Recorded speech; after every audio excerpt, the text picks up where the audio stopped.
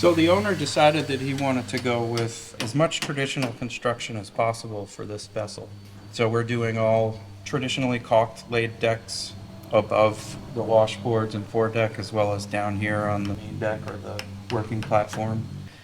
Traditionally, these lobster boats, working lobster boats, would have had pine or cedar decks, something that's a little easier to obtain locally.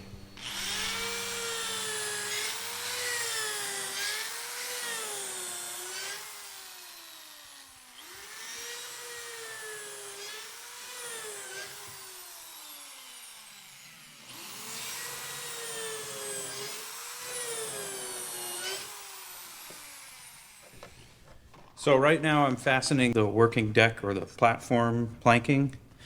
This is all constructed of Douglas fir.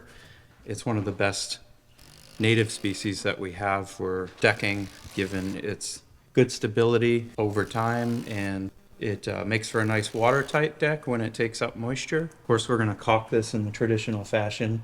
So we've milled caulking bevels onto the planks in the same way that was done on the hull planking.